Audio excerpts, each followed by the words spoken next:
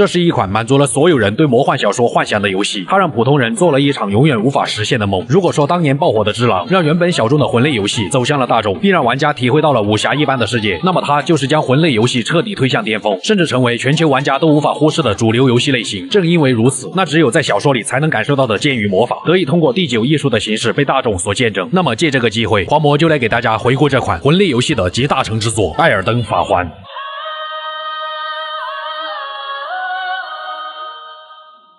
故事的背景被设定在一个名为交界地的大陆，在这个世界里，最初的生命诞生自生命熔炉，任何生物的形态都是随机挑选几个幸运部位混合在一起，而支撑起熔炉运作的能量，便是由数块大卢恩所组成的艾尔登法环。通俗一点来说，大卢恩相当于电力，法环就相当于电池。艾尔登法环既是能量来源，也决定了这个世界该以何种规律来运转。这就是交界地最开始的熔炉百象时代。之后在不断演变的过程中，熔炉百象开始分化，逐渐形成了各个种族，比如人类、兽人、信仰火焰的巨人族，甚至还有信仰祖灵的祖灵居民。这些信仰也正是他们的力量来源。除此以外，更有来自浩瀚宇宙被称为外在神奇的异界势力，通过流星坠落的方式来传递他们的信仰和力量，比如代表了灰石魔法起源的群星，以及能够产生剧毒的猩红腐败。而在这种人才辈出的时代下，古龙一族凭借着绝对的制空权和坚固的龙鳞，以及强大无比的红色雷电，站在了食物链顶端。龙王普拉顿三克斯在风暴中心的天空城伐木亚泽拉俯瞰众生，可以说龙王是最早的艾尔登之王，也能称其为交界地之王。但不知为何，龙王信仰的神奇却离他而去，从此古龙一族便一阵不绝。而来自宇宙的外在神奇一直都在暗中影响交界地这片大陆。或许是因为这些大神级文明在互相制衡的原因，他们一直都没有做出太过分的举动。但某一天，一个名为无上意志的存在，让一颗黄金流星坠入了交界地。流星当中还有一只像皮蛋的野兽，皮蛋兽很快就与法环融合，形成了新的艾尔登法环，并且那诞生生命的熔炉也变成了一棵遮天蔽日的黄金树。无上意志这样做的原因，就是为了改变这个世界原有的规则。从这一刻开始，熔炉百象的时代宣告结束，取而代之的便是黄金树时代。为了创建新的规则，无上意志便让多个名为双指的生物作为他的使者，让双指选出一个负责管理这个世界的神。于是双指们便在交界地选出了一些神的候选人，一般称其为神人。而其中一个名叫玛丽卡的神人很快就脱颖而出，他将死亡这个自然规律从万物法则中埋藏起来，让每一个信仰黄金树的生命都能在肉体消亡后灵魂回归黄金树，有可能会与黄金树共生，也有可能在之后以新的生命重新出现在交界地。黄金树会借由这些灵魂提供的能量不断降下赐福治愈他们，赐福能产生黄金碎屑，也就是卢恩，谁拥有的卢恩越多，谁就越强大。当然也不排除生命在黄金树回炉重造的过程中被无上意志收点手续费，这辈子你是交界地赵子龙，下辈子你就是交界地大神发。我不是人呐，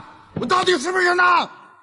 不过回归黄金树这一段，黄魔也只是猜想。在如此极端的规则加持下，玛丽卡成为了交界地的神，艾尔登法环也就此融进了他的体内。但古龙一族、巨人等原住民却不可能让一个外来势力随便改变自己的信仰。交界地大舞台其实说来你就来，于是玛丽卡为了平息争端，先是选出了自己的伴侣，一位来自北方的蛮族战士荷莱鲁，并赐予了他新的名字葛弗雷。而神的配偶就是王，所以葛弗雷成为了初代艾尔登之王。至于龙王，就成为了黄金树时代以前的艾尔登之王。在女神玛丽卡与葛弗雷结合以后，他们就在黄金树下建立了王城，并诞下了3名子嗣。这些由神和凡人所生的孩子则被称之为半神，他们这个族群也就被称为了黄金一族。凭借强大的规则，黄金一族开始征伐那些不服从黄金树的势力，他们靠着武力或是联姻，甚至是化敌为友的方式，让整个交界地都笼罩在了赐福的光芒之下。至此，交界地便迎来了新的律法——黄金律法。不仅普通人能够在黄金树有偿轮回，神和半神也只能被击败，无法被真正的杀死。而女神玛丽卡也有了永恒女王的称号，艾尔登之王葛弗雷则是凭借骁勇善战荣获了战王的称号。就连日后的最强半神碎星将军拉塔恩都是他的狂热崇拜者。当葛弗雷带着荣耀回到王城后，等来的却不是老婆的奖励，而是女神玛丽卡莫名其妙的强制离婚。一代战王葛弗雷就这样被玛丽卡剥夺了赐福，并回收了艾尔登之王的王位，甚至连同葛弗雷手下的族群也都被流放到了交界地之外的蛮荒之地。这些以葛弗雷为首的战士们，因为没有了黄金赐福，瞳孔失去了色彩，故而被称为褪色者。从此，这些净身出户的褪色者便开始了漫长的漂泊生涯。然而，不知道经过了多少岁月，被流放的褪色者后代们却收到了落叶捎来的喜讯。在雾的彼端，褪色者曾经的故乡交界地，因为一场名为黑刀之夜的事件，让女神玛丽卡与曾经的艾尔登之王葛弗雷的长子黄金葛德文被刺杀。于是痛失爱子的女神玛丽卡一怒之下砸碎了艾尔登法环，导致那些受到黄金树赐福的生命开始变得疯癫。而因为法环的破碎，其中溢散出来的能量，也就是组成法环的大卢恩，皆被分散到了玛丽卡的那些半神子嗣手中。尽管有人想要守护黄金律法，但也有人想要背叛黄金律法，更有甚者误入歧途，意图玷污黄金树，从而引发了一场碎片战争。见这些半神全都是一丘之貉，无上意志在惩罚女神玛玛丽卡，并将其囚禁后，便舍弃了这些神或是半神，将视线重新看向了被玛丽卡无故流放的褪色者。因为这些远在交界地之外的褪色者没有受到法环破碎的影响，于是无上意志便委派手下的使者双指，让那些失去赐福的褪色者后代们重新穿过雾门，再次返回交界地，杀死那群愚昧的半神，掠夺他们的大卢恩，前往黄金树觐见玛丽卡女神，修复黄金律法，成为艾尔登之王。也正是因为这突如其来的变故，让一位人送外号小但丁的最强褪色者重新降临在了交界地。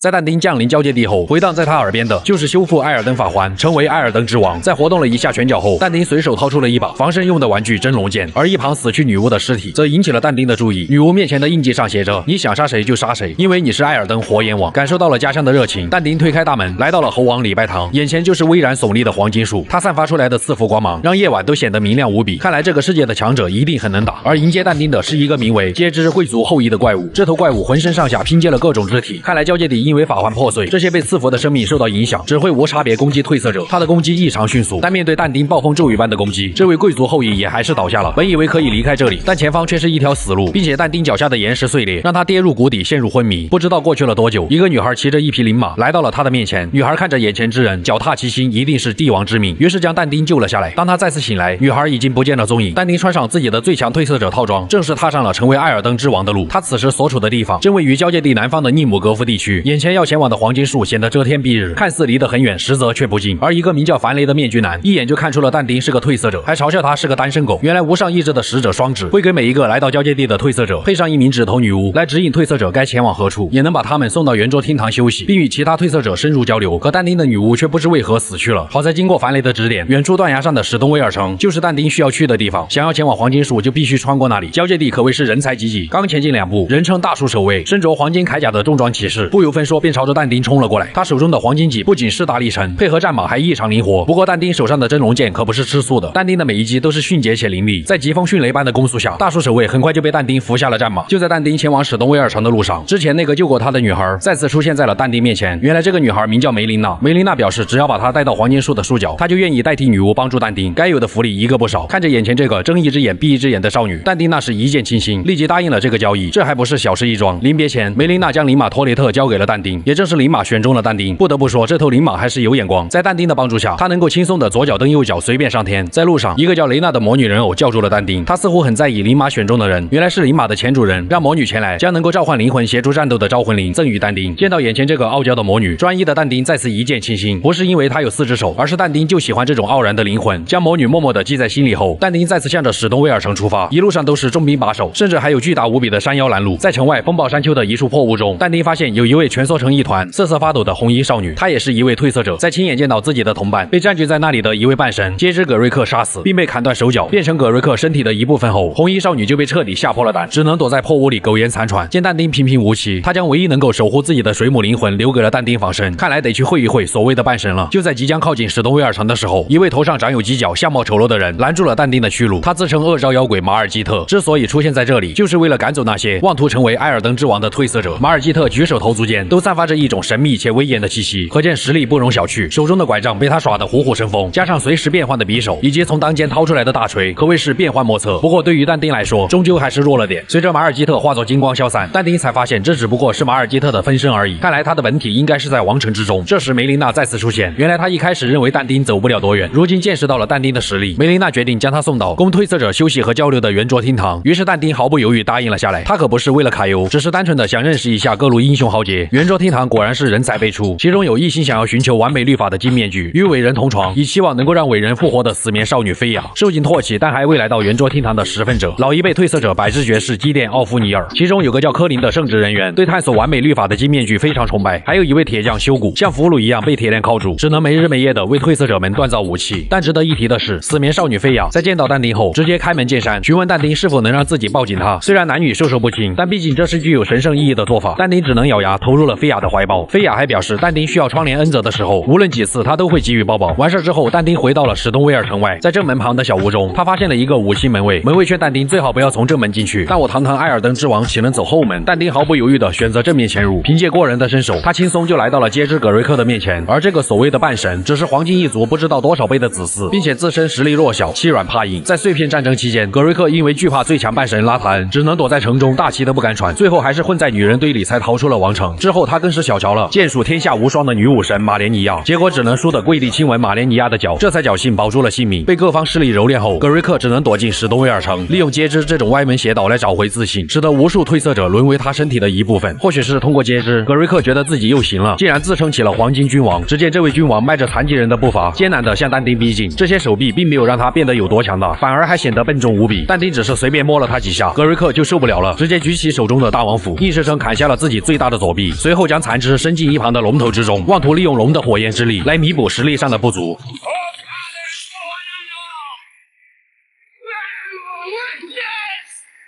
面对眼前这个弱鸡，但丁也不想浪费时间，随手换上了心仪的玩具樱花雷段，雷电瞬间在他手中汇聚，伴随着一阵电闪雷鸣的死亡之舞，这位罪大恶极的接之者结束了自己的窝囊生涯。毕竟是黄金一族的后裔，但丁也获得了葛瑞克的大卢恩。见葛瑞克落到这步田地，5星门卫立即将他的脑袋狠狠地踩在脚下，或许这就是他应有的报应吧。穿过史东威尔城，但丁来到了胡之利耶尼亚，这也是前往黄金树必经的一处地方。通过一座教堂里的魔法练习生口中，但丁得知，想要穿过这座被薄雾笼罩的湖泊，就得进入其中心的雷亚卢卡利亚魔法学院，通过学院里的魔法封印才能前往王城。但学院早已封闭了多年，只能用一把特殊的灰石钥匙才能进入其中。幸运的是，但丁在学院门口发现了灰石钥匙所在的位置，于是他立马向着目标赶去。一路上都是各种奇特的生物，甚至有号称虾星王的巨型龙虾。葛瑞克但凡要是接这个虾头，至少还可以和但丁多过2招，毕竟这里的生物要比之前强上不少。但丁也换上了一件顺手的武器落影，然而灰石钥匙却被一头灰石龙守护着，这种会飞的生物也没必要跟他恋战。但丁借走灰石钥匙，便骑上灵马迅速的离开了这里。穿过学院的魔法封印，他终于可以一睹学院的真容。随着但丁的探索，这所学院的神秘面纱也逐渐被揭开。学院所掌握的灰石魔法，早在黄金一族向外扩张的时代，就已经让魔法学院的实力深不可测。但一位来自卡利亚城寨的关心少女，通过关心策略，领悟了月之魔法。很快，她就以雷霆手段，将以灰石魔法为主流，嘲笑月之魔法，并排斥异端种族的魔法学院彻底征服，并让大多数种族都能随意学习灰石魔法或是月之魔法。关心少女所在的卡利亚城寨也成为了王室，而这个少女就是满月女王雷娜拉。在满月女王巅峰时期，可以称得上最强人类魔法师。然而都是月亮惹的祸，黄金一族突然冒出了一位年少多金、头顶飘逸红发的将领，将领名为拉达冈，不仅能文能武，相貌也十分英俊。拉达冈带领着黄金势力想要征服魔法学院，可谁能想到满月女王竟然是个恋爱脑，二人在战场上一见钟情，让本该兵戎相见的局面变成了一段闪婚式联姻。魔法学院也就此成为了黄金一族的盟友。为了尽快同居，拉达冈甚至不惜带上陪嫁，以赘婿的身份入赘雷家。夫妻二人很快就有了3个爱情的结晶。由于他们的实力本身就强大无比，诞下的孩子也都是半神，分别是最强半神碎星将军拉塔恩、司法官拉卡德以及月之公主拉尼。可在看似美好的婚姻外表下，也体现了当代交界地年轻人恐婚的原因。因为就在女神玛丽卡将初始艾尔登之王葛弗雷逐出交界地之后，这位红发拉达冈竟毫不犹豫的连离婚协议都不签，就抛弃了满月女王，甚至带着3个孩子连夜回到黄金树脚下的王城，成为了女神玛丽卡的第2任丈夫。拉达冈也就顺理成章当上了第2任艾尔登之王。由于爱人的出轨，满月女王瞬间抑郁，只能终日研究禁忌魔法，想要通过渣男拉达冈赠予的琥珀卵再次诞生出属于他们的孩子。然而这些孩子都是脆弱且短命，而魔法学院见女王都疯了，于是干脆推翻了卡利亚王室，将满月女王囚禁在了学院的大书库之中。可以想象，在结下缘分之后又遭到反悔，所带来的伤害有多么刻骨铭心。回到但丁这边，在他深入学院内部后，竟然发现了一只拉达冈的红狼，想必他一定就是那个负心汉的帮凶。既然这样，那么这只红狗就必须死。不过有一说一，在雷亚卢卡利亚魔法学院，连狗都会用魔法。俗话说得好，夜来风雨声。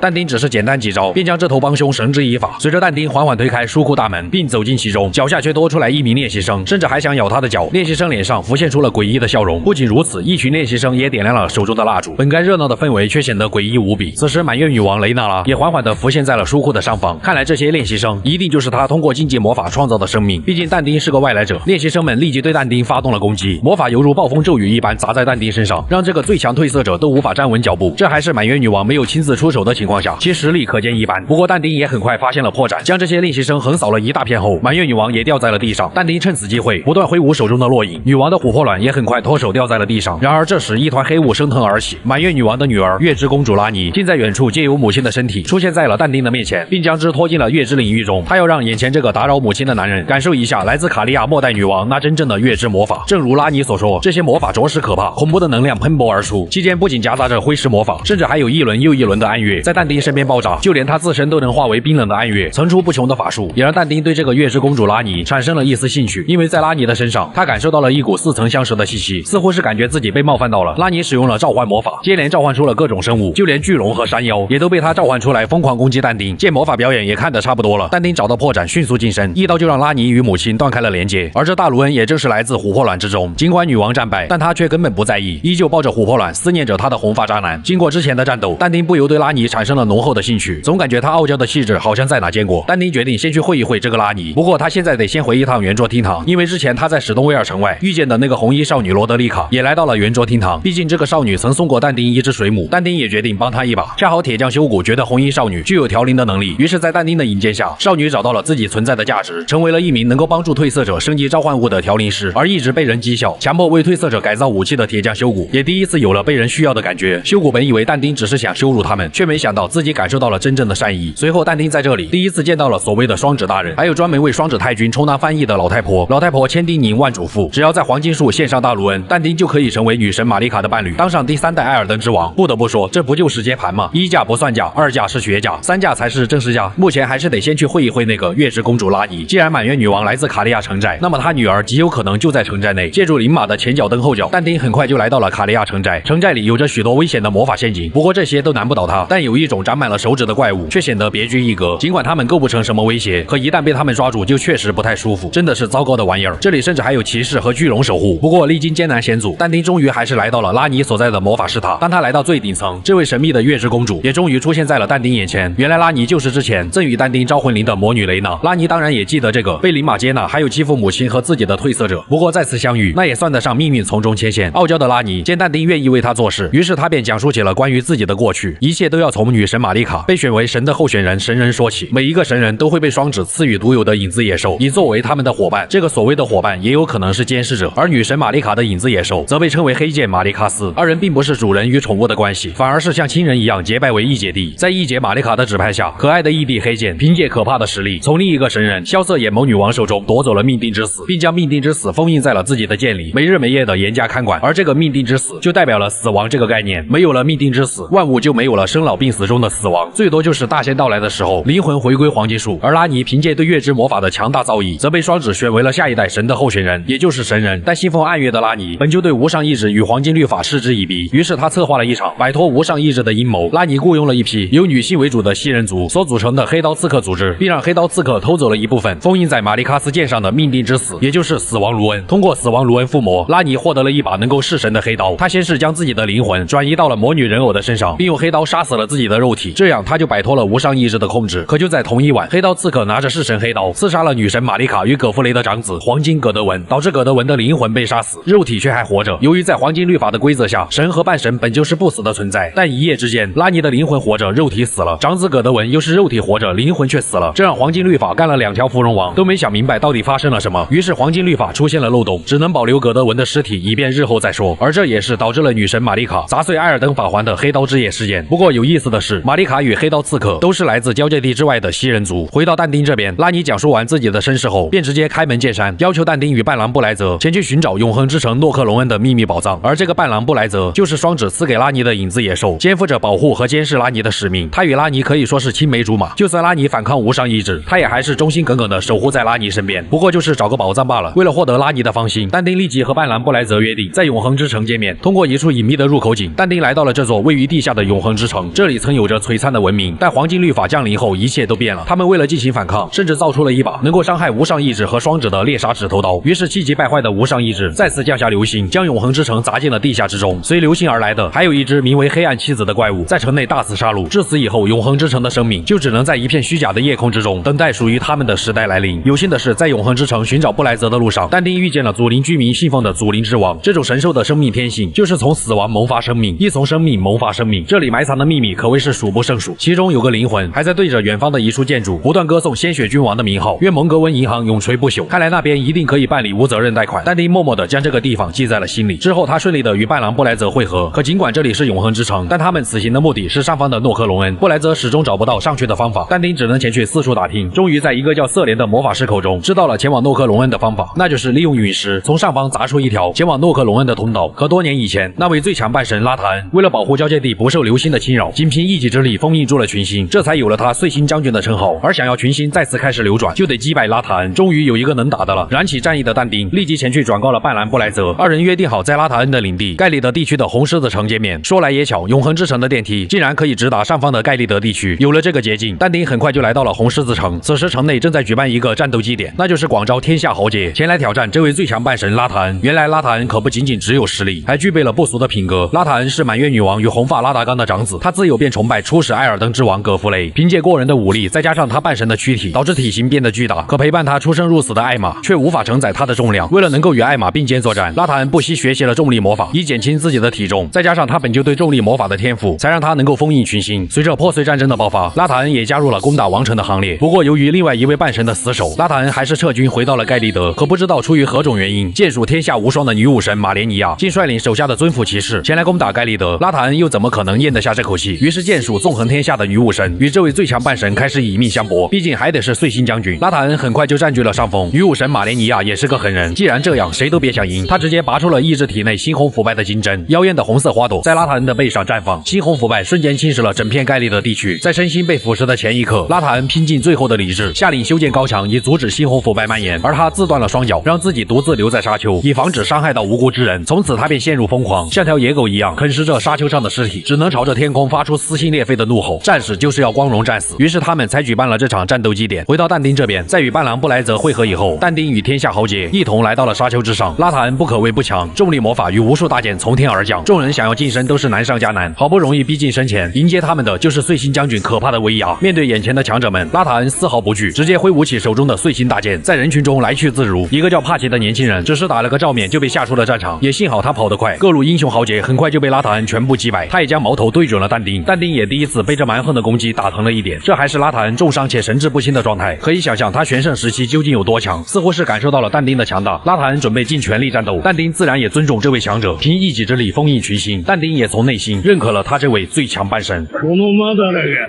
お前を最強と呼んでやる。